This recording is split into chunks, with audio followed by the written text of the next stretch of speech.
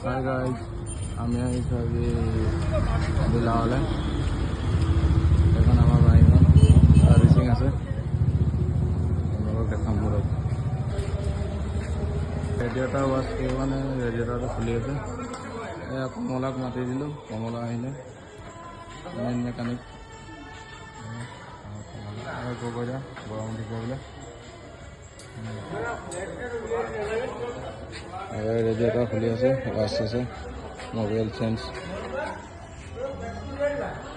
অকল আমি খালে হ'ব জানো, গাড়ীখনৰ খাব লাগিব, সেইকাৰণে গাড়ীখনৰ চব কাম কৰাইছোঁ।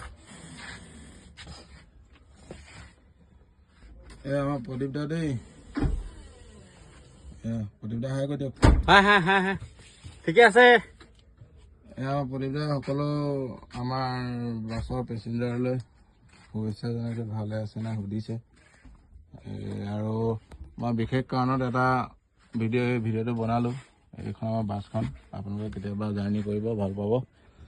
আৰু এনেকুৱা এটা কথা হ'ল, আমাৰ গাড়ীখনৰ অনাৰে শিৱসাগৰ চেণ্ট্ৰেল মাৰ্কেটত এডাল সোণৰ চেইন পালে। চেইনডালৰ যদি উপযুক্ত প্ৰমাণ দেখাব পাৰে, ISR মাৰ্ক আছে, তাৰ কাৰ্ডখন যদি দেখাব পাৰে, আপোনালোকে আমাৰ বাঁহী বাছৰ মালিকৰ লগত কণ্টেক্ট কৰিব। তেওঁ এই সোণৰ চেইনডাল দি দিম বুলি কৈছে। আপোনালোকে খালি উপযুক্ত প্ৰমাণটো লৈ আহিব দেই গাইজ। আৰু পৰাপক্ষত ভিডিঅ'টো আপোনালোকে শ্বেয়াৰ কৰি দিব, যাতে যাৰ হয় চেইনডাল তেওঁলোকে পাই যায়। আৰু যদি দুখীয়া মানুহে বনাইছে, হৰাইছে, তেওঁলোকৰ আকৌ বনাবলৈ অকণ দিগদাৰী হ'ব। সেইটো কাৰণে ভিডিঅ'টো শ্বেয়াৰ কৰি দিব, যাতে চেইনডাল তেওঁলোকে পায়। আমাৰ গগৈয়ে কাপোৰ কানি পৰা খুলি ল'লে দেই, গাড়ী চাফা কৰিব, এনেই হেৰি নহয় বাৰু। ঠিক আছে বাৰু, দিয়ক গাইজ, ভিডিঅ'টো শ্বেয়াৰ কৰি দিব।